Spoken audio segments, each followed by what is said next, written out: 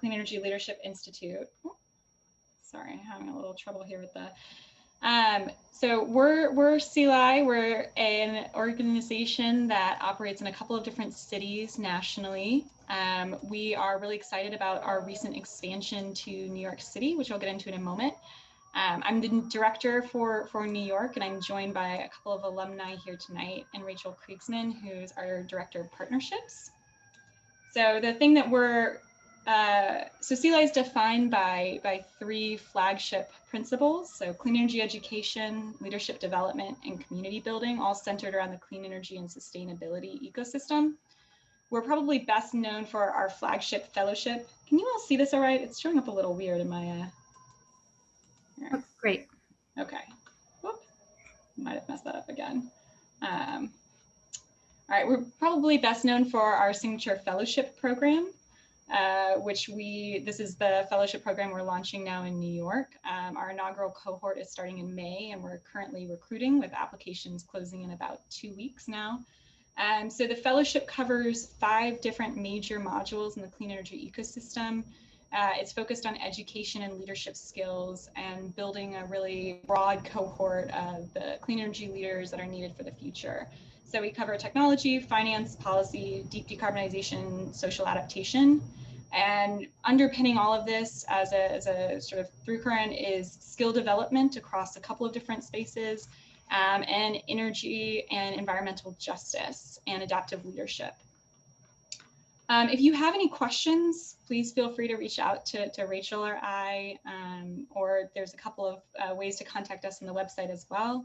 We're really thrilled to be moving into the New York area and hope to have many of you join our cohort. And then with that, I'm going to pass it back to Sheila. Thank you, Madison. And hello, everyone. My name is Sheila Garcia. I'm the Vice President of Young Professionals in Energy NYC. Really excited to be here tonight. And if you're not familiar with YPE NYC yet, we're a nonprofit that helps promote the growth of young professionals in the New York City energy industry through a variety of energy events, resources, and volunteer opportunities. With over 4,000 members at this point, we represent one of the largest energy networks in the tri-state area. One initiative that we've recently launched that I want to bring to your attention is our mentorship program, which will run from September 2021 all the way over to February 2022. We are currently searching for mentors. Ideally, these mentors are going to be energy professionals with 3 years of experience or more, and really going to be eager to impact that next generation of energy professionals. For mentees, we're going to be getting rising juniors and seniors in college, but we'll be searching for those in April. The mentorship program is open really to anybody who would like to apply. But we especially want to encourage women and people in the BIPOC and LGBTQ+ communities to apply. The deadline for the mentor application is March 1st, so keep that date in mind. And if you want to learn more about this initiative and others, feel free to visit us at ypenyc.org. We're also on Facebook, Twitter, LinkedIn, and Instagram if you want to follow our updates there. And just moving on, before we jump into the presentation, I just wanted to say a few quick thank yous. First, I'd like to thank CELI, specifically Madison, Rachel, Lauren, and Cecilio for reaching out so that we could collaborate on this event and for all the effort you've put behind it. I'd also like to thank Leo Trudell and Carlos Garcia on the YPE NYC board for their support on the event. And finally, I'd like to thank our speakers for joining us here today on the panel and really being open to sharing their knowledge on the Peak Coalition efforts. With that, I'm gonna pass things over to Lauren, who is your moderator for the evening. Lauren, feel free to take it away from here. Awesome. Thank you, Sheila, and thanks for those great introductions. Hi, everybody. I'm Lauren Schweisberg. It's really great to see so many folks here tonight, and I'm really excited to be able to moderate this panel. A little bit about me. I was a fellow in the CELI DC Fall 2013 cohort, and now I've been volunteering here with Rachel and Madison and Cecilio and the great network of CELI alumni to set us up for a successful launch here in New York. For my day job, I work as a manager at nonprofit RMI, and our mission is to transform the global energy system to create a clean, prosperous, and secure zero carbon future for all. I work on our carbon-free electricity team, working on US-based projects. So I've spent a lot of time doing economic analysis on the opportunity to avoid new proposed gas plants with portfolios of clean energy resources, and thinking about how planning and procurement processes might change and modernize to meet some of the challenges that we see associated with rapid decarbonization. So with that, I'm really excited to be joined by folks that have been working on the PEAK Coalition tonight, which they're about to tell you a little bit more about. Seth, Carlos, Daniela, and Skylar. And the PEAK Coalition is a group of organizations that have come together to end the long-standing pollution burden from power plants in the city's most vulnerable communities here in New York. So they're going to share more about the coalition, the problem that peaker plants pose in the communities, and some of the key wins and challenges that they faced in this effort so far. And then they're very excited to answer some of your questions as well. So first, I just wanted to give our speakers the opportunity to introduce themselves. So let's start off with some quick speaker introductions. So if you all could start with the name, your organization, and a little bit about your role. And Carlos, we can start with you. Awesome, great. Hi everyone, my name is Carlos Garcia. I am the energy planner for the New York City Environmental Justice Alliance. A little bit about me and my role. My current role allows me to wear a lot of different hats in a lot of different settings. And this is a great opportunity for me because of my ability to really exercise my in-depth knowledge of city and state climate and clean energy policies while working with and managing other policy team members to identify and respond to policy and project development changes that represent opportunities or risks to environmental justice communities throughout New York City. Some days I'm speaking with city, state, and federal representatives to provide feedback and guidance on legislation and programs that affect energy market designs and policies that will ultimately affect environmental justice communities throughout the state of New York. And other days, I'm a project team member working with our alliance members to develop numerous renewable energy projects, like New York City's largest solar system and New York State's first cooperatively owned community solar array. So every day brings a new challenge, in as much that some days can be a blessing and a curse. Awesome, thanks, Carlos. Daniela. Hi, good evening, everyone. My name is Daniela Piper. I'm very happy to be here with all of you. I am the Chief of Staff, and I also lead our Digital Transformation Office at the New York Power Authority. The New York Power Authority is the largest state-owned public power basically in the country. A large portion of our generation comes from hydro, and some do come from the peaker plants that we're going to be talking about today. We also own about a third of the transmission system in New York, basically form the backbone of the transmission system in New York. And like Carlos, as Chief of Staff, I wear many hats, and I've had the good fortune of leveraging my past experience as an electrical engineer, as a project manager for transmission projects to help develop our new strategic plan, which we're calling Vision 2030. Great, thank you, Daniela. Seth. Hey everyone, it's great to be here this evening. I'm Seth Mullendor. I'm a Vice President and Project Director with Clean Energy Group. We're a nonprofit organization actually based in Vermont, but we work all across the country.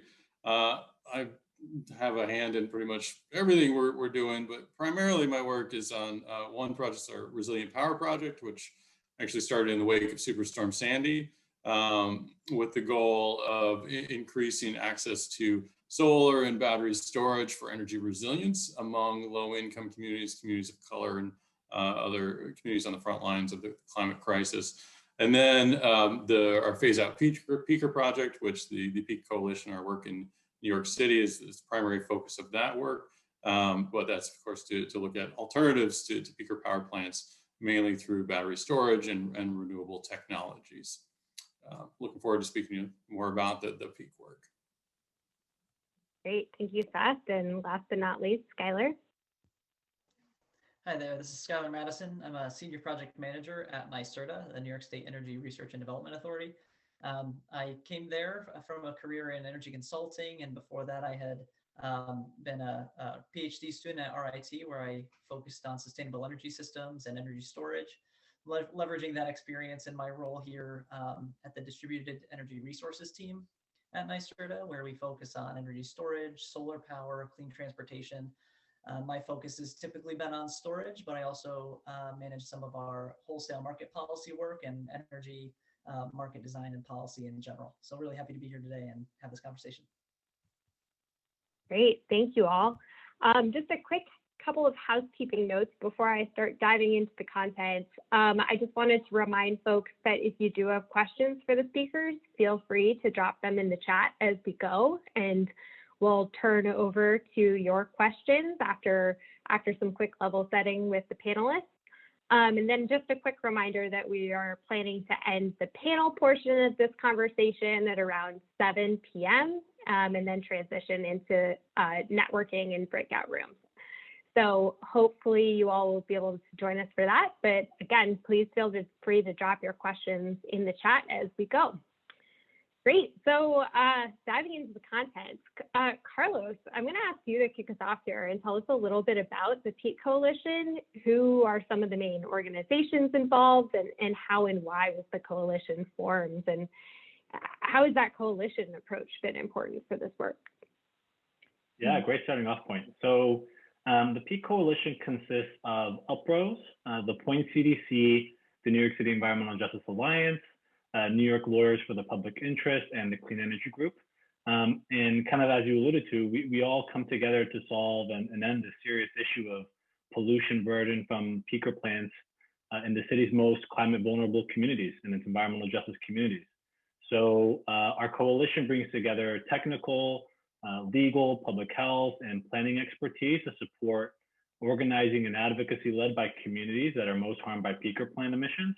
And this diverse set of perspectives is really important if we want to adequately and efficiently identify and solve the really complex issues that we'll get into a little bit later that facilitated the need for these peaker plants to be developed and placed in the first place, and to provide a technical plan for how we expect to replace them. So, together with communities, we're advocating for a system of localized renewable energy generation, battery storage, and an assortment of energy demand side measures to replace the peaker plants, which will dramatically reduce greenhouse gas emissions, reduce co-pollutants, all while lowering energy bills and making our electricity system cleaner and more resilient in the face of increased climate impacts. And I think that's really timely considering what's happening in Texas, and just I think is also even more important when you understand that that's something that that kind of weather and that kind of stuff is stuff that New York's grid undergoes every single year. And so getting this right, this really delicate and strong system that we have here in New York right is really important to us, and we feel like environmental justice and LMI communities should be leading the way, as they always have been. Great, thanks for that intro. Seth, can you next tell us a little bit about how the Clean Energy Group got involved in this work and your role in the coalition? Sure. So, the Clean Energy Group, it's been a little over 2 years, maybe 3 years ago that we first started looking at peaker plants. So basically what we've seen is a lot of reports started coming out saying that the economics of battery storage had come down so much in price that it was cost competitive with peaker plants in many locations. So there weren't a lot of nonprofit organizations that were taking this up at the time. So we started digging into it and did an analysis across several states looking at the opportunities for peaker plant replacement. Through that work, we identified New York City as one of the prime areas where the costs of peak power is the most expensive in the country. And it's such a dense urban area that the emissions impacts of these peaker plants were very detrimental to the surrounding communities. So we also picked this up as a really important environmental justice issue. So Clean Energy Group, our role is really on the technical side and looking at bringing our experience that we've looked at from communities around the country to play in New York City, and some of our experience on the policy side, technical side, just some projects we've worked with across the country. Excellent. Great. Yeah, laying that foundation through the research. Skylar, can you tell us about NYSERDA's role in engaging the coalition so far? Oh, absolutely. Yeah, we've had a great time working with Carlos and the rest of the Peak Coalition over the last year or two, mostly nerding out on policy issues and trying to get our heads around all the really grainy technical details that come along with a lot of these questions we're talking about tonight. But the engagement is really, taking off now with the state's fortunate and finally focus on environmental justice, climate justice, disadvantaged communities more generally. And just in my work specifically and in the work of my team more broadly, we've been trying to engage more with folks like the Peak Coalition to go where the information is, to go to the people who know the most about, the issues, the impacts, and, be educated by them to help with our program development, because we need that information when we're spending, the money we're spending and trying to really focus it on, the biggest issues. So our engagement with the Peak Coalition has really been, easily two-way. I think we've gotten at least as much out of it as we've given. We've been able to lead a few projects with the Peak Coalition around community energy studies and providing some incentives toward project development. But I think we've been, learning a lot from the engagement with those entities in the coalition. Great. And Daniela, can you tell us about when NYPA started to enter this picture and NYPA's involvement with the coalition to date? Sure. Thank you. So decarbonizing our fossil fleet is one of our strategic priorities in our new strategic plan, Vision 2030, as I mentioned earlier. And, even prior to that, we've engaged with our EJ communities. And last year, we were able to come to an agreement and we signed a memorandum of understanding to partner with the Peak Coalition to identify options to decarbonize our fossil fleet. So we're looking at all options, whether it's battery storage, alternate sources of fuel, to decarbonize our fleet and really advance the goals of the state, which is to achieve 100% decarbonization of our electricity supply.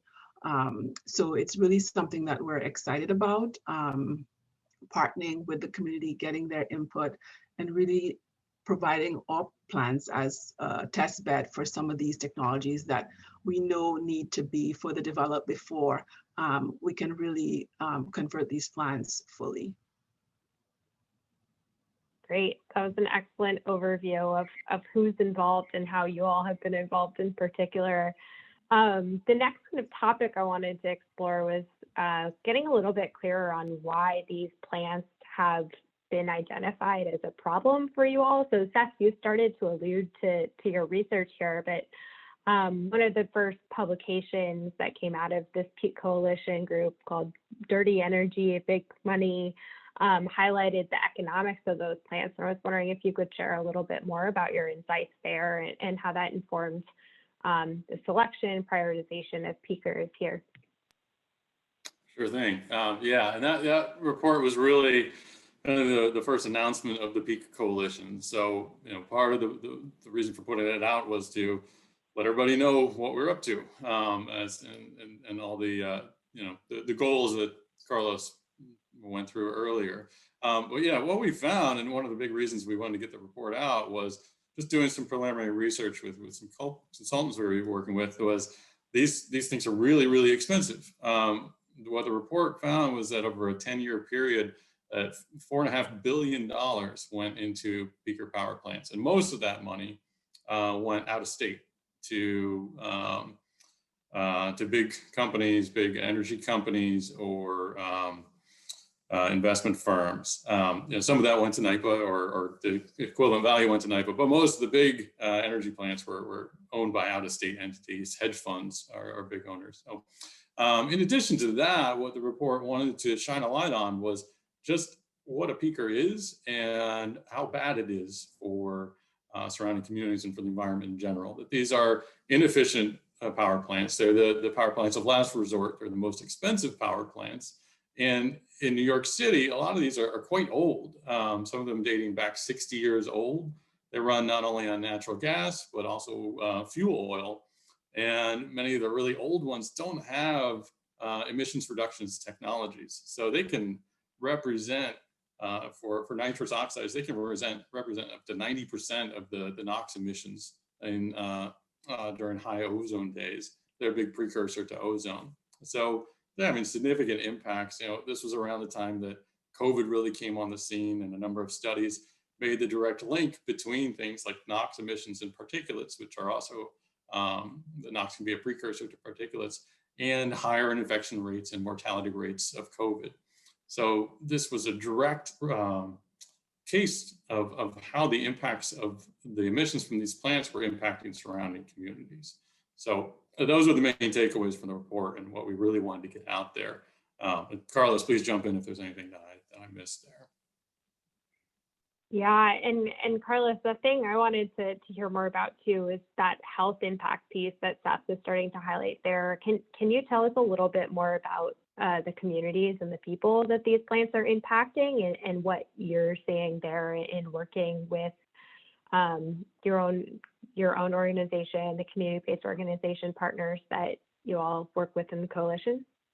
Yeah, another great question. So I guess so everyone, we're all kind of aware of the current situation in New York, New York City. There are a total of 18 peakers in New York City. Of those 18, 13 are sited in majority communities of color. So that's 70%, more or less. 6 are located in Queens, 5 are in Brooklyn, 2 are in the Bronx, and the remaining 5 are spread out between Staten Island, which, yes, is still New York City, and Manhattan. So, because Brooklyn, Queens, and the Bronx are geographically large and even ethnically and economically diverse, I think it'd be really tough to talk about, an area as a whole, because communities and neighborhoods are very, very different, community to community. But, in our report, as you alluded to, right, called Dirty Energy, Big Money, which we released early last year, and as Seth said, that was kind of our introduction to the energy landscape and kind of public world. We have a whole section titled Public Health Impacts, which goes in depth on public health outcomes of air pollution from peakers, and even has a vulnerability index kind of going more in depth about each of the peaker plants and the communities that surround them. But for the sake of time, I'm happy to just discuss the community around one of the peakers called the Narrows Generation Station. It's in Gowanus/Sunset Park, Brooklyn, of which actually our member, or NEJA member Uprose represents. So that community that surrounds 1 mile, and I think 1 mile is pretty conservative for air pollution, but we'll just do 1 mile. While very vibrant and as of late having a very strong sense of community, I think is an excellent representation of why Peak Coalition is absolutely vital. 59% of the community surrounding 1 mile of the peaker plant are considered low income. 40% are linguistically isolated.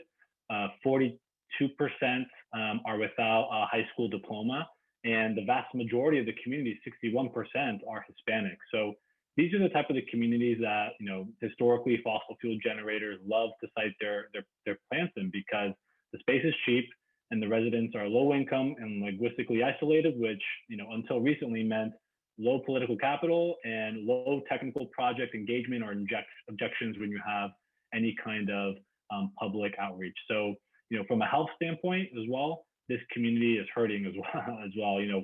Asthma rates to heart attacks to premature deaths. Sunset Park is vulnerable to the environmental burdens that comes with a community living in close proximity to power plants, especially in the backdrop of COVID. And this is one of the reasons, I think, going back to your earlier question of why these peakers and, why are we tackling some peakers first or not? All the reasons that I just laid out, the economic and the health disparities that Sunset Park and Gowanus has currently and historically has felt, is one of the reasons why Uprose is currently in the Article 10 litigation with the nearby Gowanus gas turbine repowering project. That's a litigious process that the Gowanus substation has to go through to be able to repower and repurpose their peaker plant, which is what they want to do. If anyone's interested in learning more about the amazing community that Sunset Park is, or where the community's re-envisioning of its spaces as a clean energy hub is headed, I would encourage everyone to check out our member Uprose, as they're really leading the way to New York's just transition. So from envisioning and community energy planning to actual litigation in the New York State space, environmental justice and community organizations are really leading the way and have been for decades. Thanks for sharing all that, Carlos. Really interesting just to get a little bit more color about the communities that are working with the coalition. So that, I think, at least gave me a really good understanding of some of the challenges at play here, both community impact piece and the economic piece that makes this an interesting proposition for replacement. I want to talk next about what's possible. What are the solutions that are on the table? So Danielle, I'll start with you, but I want to hear first a little bit more about what role the peaker plants play in the electricity system and what makes it, what are the opportunities you see for replacement and what makes that challenging as well? Sure.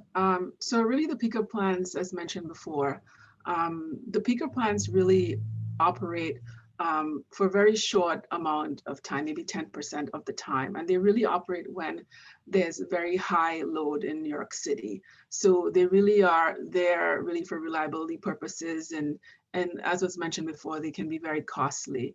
I think for us, we're excited about exploring the opportunity to install battery storage or other renewables, the opportunity to look at alternate fuel supplies. And we're excited because, NYPA has, NYPA is there for the benefit of the people of New York State. And we're excited because we have, partnerships that we can leverage with EPRI and others and really work with a coalition to figure out what is the best solution while maintaining grid reliability. I think that's something that is key, that the solutions that we are considering have to meet, have to ensure that we continue to have a reliable grid. So we're excited about all the possibilities and we're looking at all of the options. And over the next 6 months, we'll be studying that to see what the correct approach would be. Great. And Skylar, what are you seeing from your role at NYSERDA with respect to the development of solutions and some of the tensions and challenges at play in replacing these plants? Oh yeah, there are tremendous challenges, which is why they're there after like 70 years, in some cases, 60 years in others. And those challenges are some of the things I just wanted to lay out today. When these peaker plants were sited, as Carlos mentioned, they're sited in not necessarily optimal electrical locations. They were sited in areas they could get sited. And then in a lot of the times when these were being cited, for the worst polluting peaker plants, these are things that were cited 60 years ago, where there's a fraction of the people living in New York City and a fraction of the electricity that needed to flow through those power lines. And over the years, the grid in New York City has been built up around the fact that there are peakers in those areas. It's been built with the assumption that power will be available in certain areas. And so what that's resulted in is what we've called load pockets and different transmission security constraints, where certain times of the year, which is mostly in peak summertime, we do need to flip those power plants on in those locations or else, because that's exactly where the power flows, and the grid has been built up under the assumption that those plants will be there. So that's been very tricky, because that means that the replacements have to be exactly there as well. Which kind of narrows the ability of certain resources to play a part. But there are so many solutions, that we can talk of that I'm sure we're going to talk about next. But the challenges are really there. As Danielle mentioned, these peaker plants, for the most part, don't run. 95% of the time, they're not running, but they're still getting paid. Most of what they get paid for, 90+% of their revenue, comes from times they're not getting paid. They're getting paid for capacity payments, which means they're there just in case we hit a planning criteria at the NYSO, and they're being paid every day for reserves, which means in case something fails in the grid. So it's a really great deal. If you could get paid every single day to not actually have to do anything, it'd be phenomenal. But those unfortunately are essential services. Planning is really important. Knowing what resources will be there at peak times is really important. So we have to make sure that we replace those technical capabilities with something else. Unfortunately, we have a ton of solutions. We just need to overcome these final hurdles that we're dealing with. Great, thanks for sharing that. And Seth, I know you've worked a lot on the solution side too. What is some of what you're seeing through your work or exploring through your research?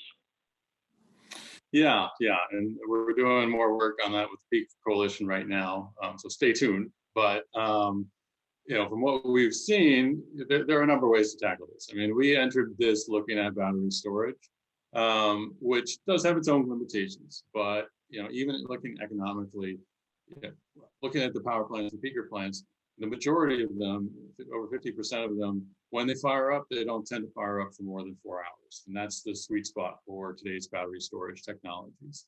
Another big chunk of them don't operate more than, say, 8 hours, which dropping cost in energy storage started to make that very much economically feasible. Technically, storage can do a lot more, but you start to run into economic barriers. So it's going to be a mix of resources. The CLPCA in New York sets out some very aggressive climate goals. There's big development of offshore wind. A lot of that's going to be connecting right into New York City. That's going to help a lot.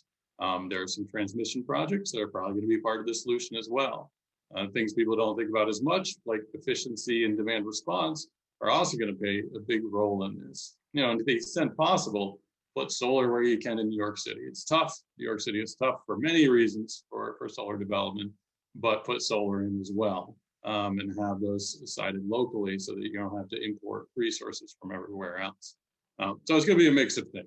Now, one thing that we are a little bit concerned about is some of the more novel solutions that are being proposed that may have impacts that haven't been fully explored, like combustion of hydrogen. Even if it's green hydrogen, when you burn it, you still get emissions, you still get NOx emissions.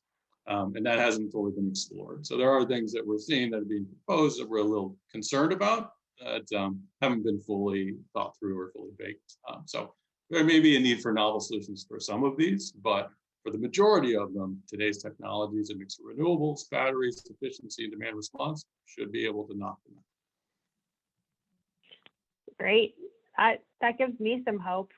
And my next question is actually for you as well, Seth. That can you share what you see as some of the key wins in the work with the coalition so far?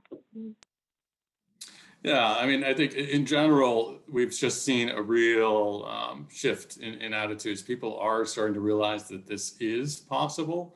And, some of the legislation that's coming down just recognize this, from regulations on NOx that are going to knock off some of the dirtier peakers just because they can't meet those emission standards, the CLPCA. And, big recognition of our work, and a big win was working with NYPA. We now have a memorandum of understanding with NYPA to explore the replacement of their peaker power plants. And NYPA runs the cleanest, most efficient peaker power plants in the city. So, those are not necessarily the first ones we're looking at as far as the emissions, but some of them are in, the vulnerable, disadvantaged communities, environmental justice communities we're talking about. So for that reason, they are top of the list. But working with NYPA has been a great part of this. And we're just seeing a lot more folks that are saying, yeah, this is possible, and let's figure out how to do that. Great. So I think that's where I want to leave the formal panel portion of this, is with a final question for all of our speakers is, what can we do as professionals in this industry, but also as members of our own communities here in New York, do to support this effort? And I'd love to hear from each of our panelists, and then we're excited to move on to some audience questions.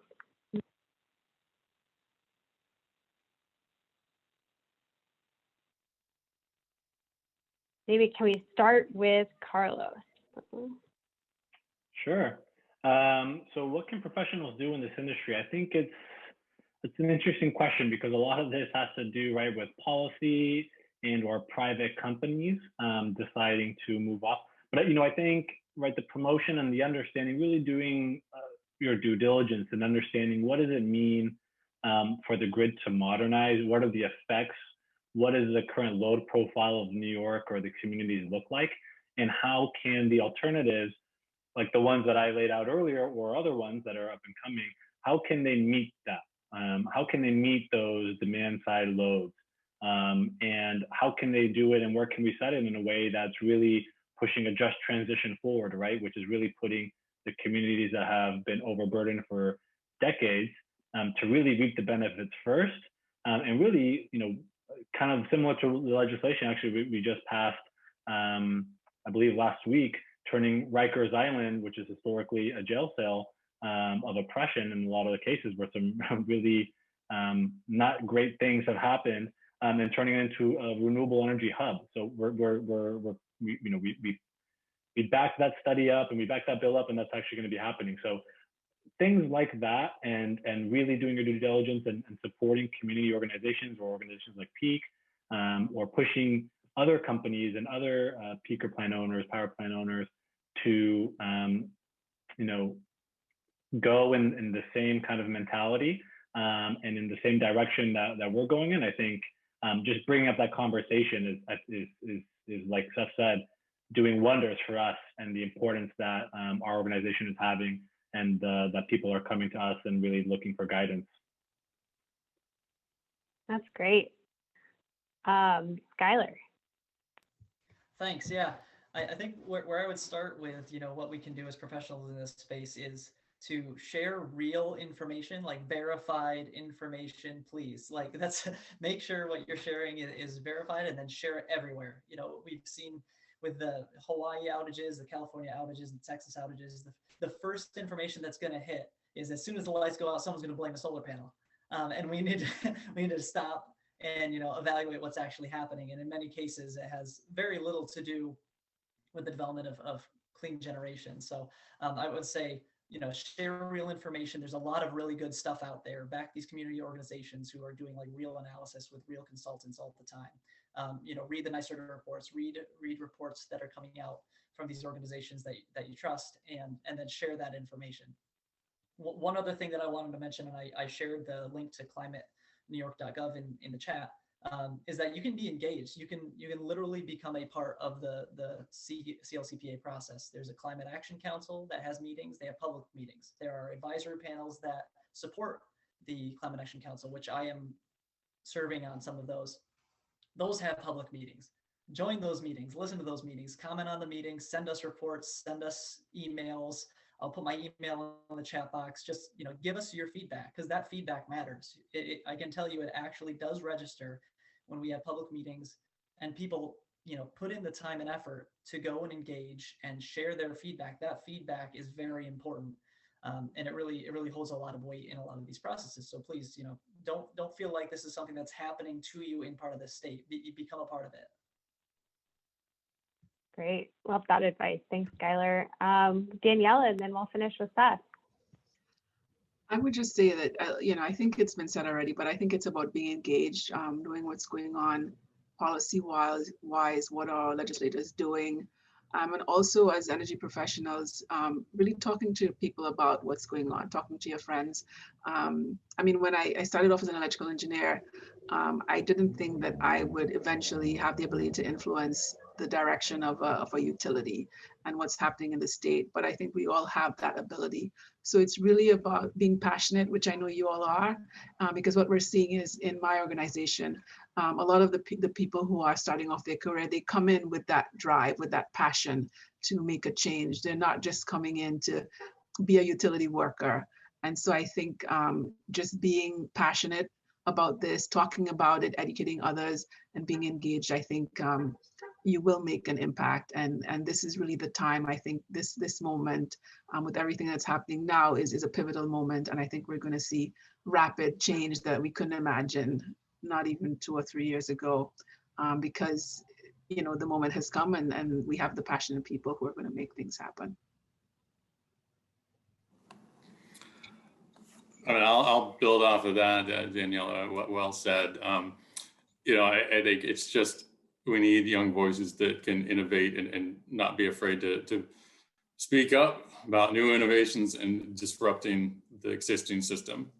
Because people that have been in the energy business for a long time, a lot of them, the system is not what it used to be. I was in a class, I remember in college, where they said utility planning used to be drawing a line like this. This was your load growth, and you built stuff just to meet that demand. We're not there anymore. So we need people that are going to be adding, new disruptive solutions to this.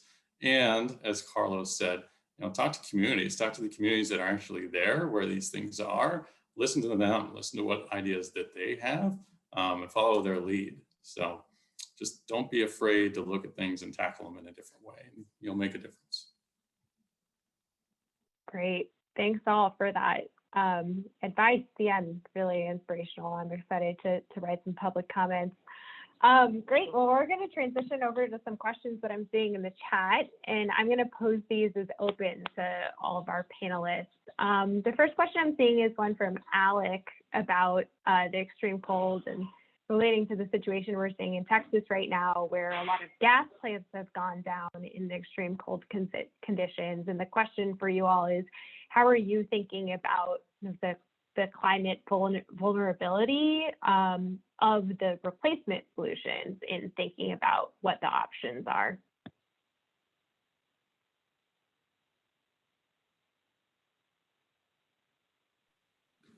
I'll jump in if nobody else will. I'd love to hear from other voices on this, but one thing that we're very much a proponent of is these failures that you're seeing, whether it's Texas or it's California, tends to be a failure of a centralized system where you've got big power plants in one place and you've got a transmission and distribution network, both bringing in things like gas supplies and getting them out to folks in far off distant places. A solution to that would be having a more decentralized system where you have more local generation and more local power. So if you have a failure over here, it doesn't necessarily mean that everybody's going to be impacted by that. You can have nodes of generation that aren't going to fail on the same degree. And even if you do, if you have things like solar and battery storage, you could potentially still have hubs that are powered for communities to keep up and running. Even if some other folks are out, you could still have localized centers of power that can help folks and be more decentralized. I would just add one thing to that. I think the realization that this is a complex issue and that given climate change, we can expect these types of events, these severe types of weather events. And so in New York, a few years ago when we had Superstorm Sandy, we've had other events. We've had events where we had power plants fail in New York due to very, very, very cold weather, and we had to weatherize. And so in these other states where they're not used to having these severe weather events, they have to think about that, about the resilience of their power plants. And I think everybody has to think about that more closely now that with climate change, we're going to see more and more severe weather events, whether it's flooding or freezing and so forth. And so we have to think about the resilience of our power plants as we transition to other forms of generation and so forth. Great, thanks both. I'm seeing another good question here from Jake. And Jake had written that NYSERDA, NYPA, and NYCHA all mention efficiency in their strategic roadmaps. How are you all including efficiency and demand response in your technological solution set? Yeah, I can take that. Go. Yes, Scott, I think we're probably going to say the same thing, I think. But please feel free to color in the very rough lines I'm going to draw. So, that's a great question, right? And as I alluded to, right, one of the tough things, and we were actually just talking about this the other day with New York City, is that it's a really dense city, right? And the building typology is really, really tough, especially when you're trying to build any kind of distributed energy resources that kind of work in tandem for any one service. So, solar, offshore wind, tidal power, geothermal, all that stuff is really tough. Triple net leases is something that's really rampant in New York City and very tough to all get on the same page about putting solar on the rooftops. So one of the things that we're trying to do when we talk about replacing peakers, right, is, as Seth said, understand exactly what is the service they're providing, how much energy they're providing, what's their power, energy rating, what's their duration, right? Understanding first and foremost what it is they're being called upon to do. Finding technologies that can replace those, and then at the same time, decrease the dependency and decrease the reality of the area around that peaker so that, for example, if that peaker plant was called on to meet 100 megawatts of energy for that area surrounding the peaker, working with energy efficiency, demand response, like I said, demand side, energy efficiency and alternatives, to decrease, instead of it being 100 megawatts, maybe make it 50 megawatts or 25, right? Depending on how far we go and how aggressive we go. And so then by doing that, replacing that peaker with renewables or just an energy storage asset becomes from 100 megawatts, which is a really, one of the largest energy storage systems in the world, to being cut in half to 50 to 40 to being maybe a couple of different energy storage systems that are spread around, kind of like what you saw in Oxnard, California, when they replaced their peaker. So it's that kind of portfolio of assets and of strategies that we're looking at, and that NYSERDA, UPROSE, and NEJA looked at kind of very diligently in our community energy study of the Gowanus peaker plant.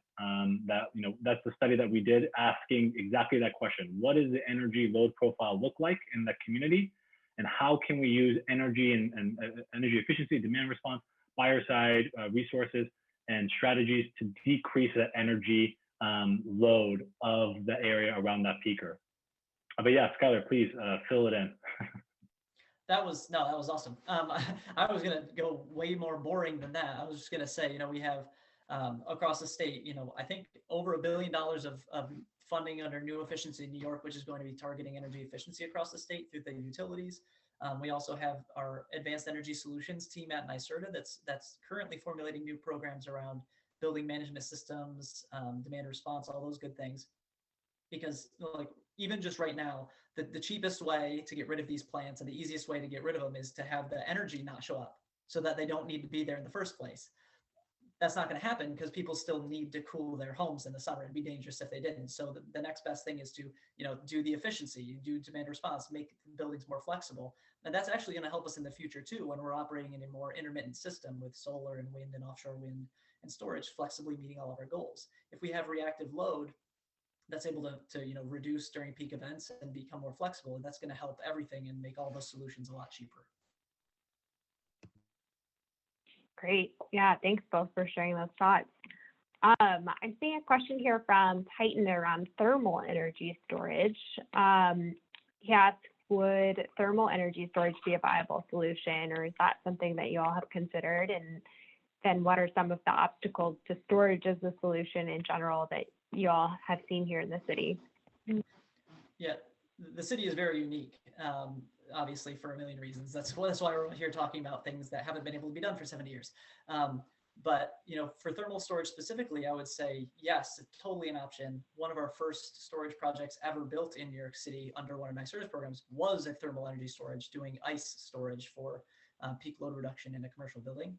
That was before batteries, because batteries weren't really able to go into New York until recently. We just started overcoming a lot of those permitting hurdles, because as you can imagine, with millions and millions of people nearby having toxic chemicals in large vats, is a concern for the FDNY.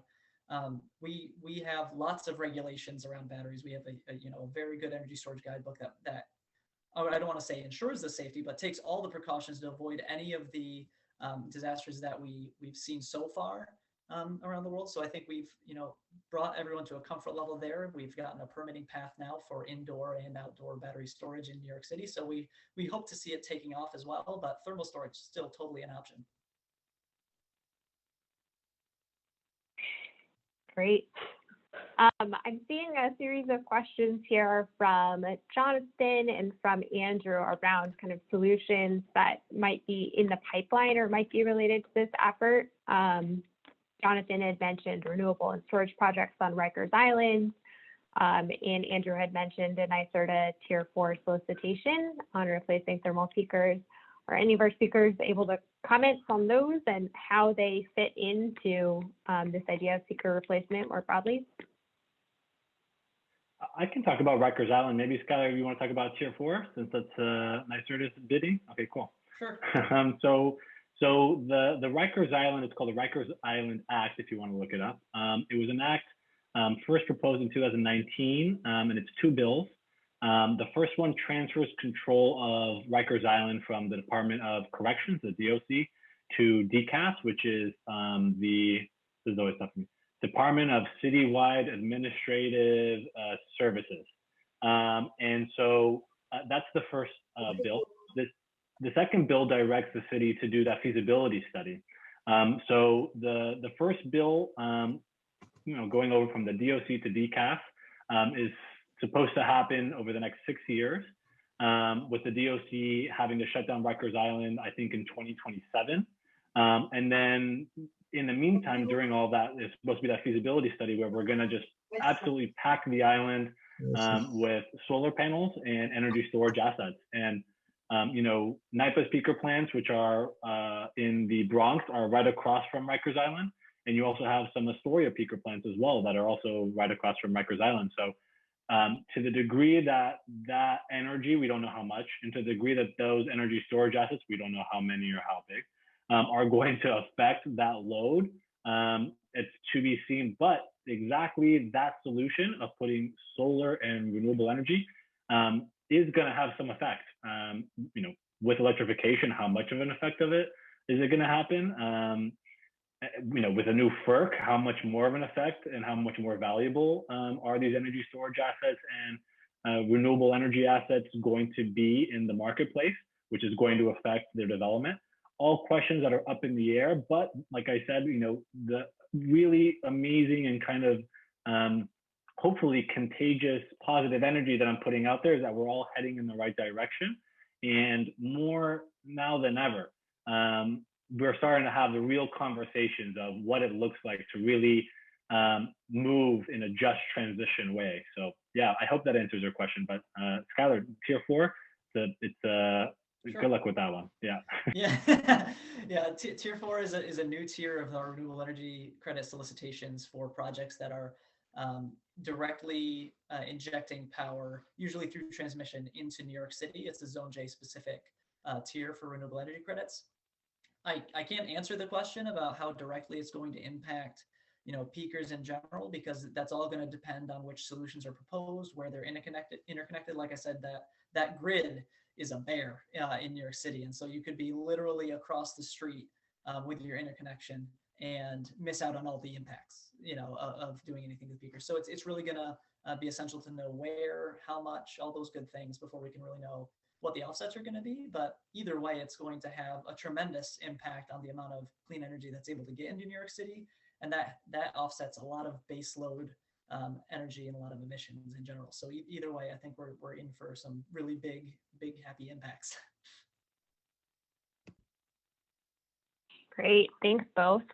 I want to end with a question I'm seeing from E on the environmental justice related issues and the decarbonization of peakers in favor of battery storage plants in the greater New York City area.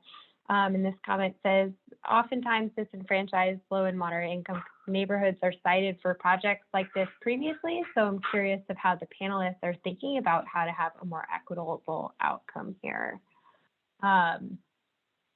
Thoughts from folks on how we can ensure that these solutions are resulting in more equitable outcomes.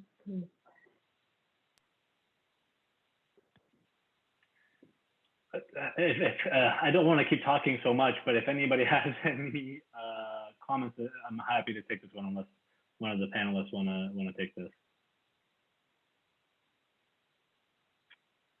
So, I think, and it's a big part of it, right? I keep putting out just transition because, and I'm going to steal a phrase that one of our peak members had today, actually, with a state senator on a bill, is that we're looking for a just transition, not just a transition from fossil fuel to renewables, right?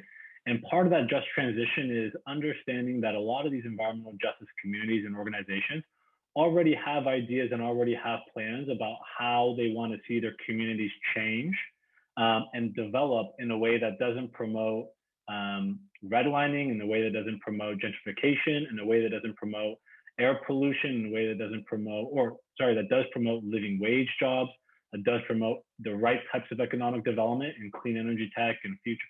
So all these ideas and all these principles aren't something that's very new to a lot of these organizations and communities. This is stuff that they've been pushing for years, for decades, right? Uprose, they actually were one of the first in 2001, right? I was 10 years old at that point. They actually sued one of the power plant owners here in New York City to keep their peakers from actually being sited. This was back in 2001. they've been doing this for decades. They knew about the issues of peaker plants, and they knew about the issues of co-pollution a long time ago. And they've been having solutions for a long time about how to address it. Now with the passage of the CLCPA and 40% of new funding being directed towards environmental justice communities, the time and attention and the microphone that a lot of these communities now have with their unity and their movements and their solidarity has really been amplified. So one thing that we're seeing that we're really happy about is that the involvement of environmental justice communities, low to middle income communities, disadvantaged communities, however you want to call them, is only getting higher and is only getting more technical, right? It's not just about, let's have a meeting where we tell you what our decision was and you tell us whether you like it or not, but it's going to go on. We're now going to be at the table when we have the discussion of what's going to actually happen next. And if we don't like what you're proposing, and if you don't want to budge, then we have enough political power, we have enough manpower, we have enough financial power to actually stop you. And a great example of that was the rezoning in Sunset Park. So billions of dollars trying to rezone for commercial use. Sunset Park uprose and the community pushed back, dead in the water.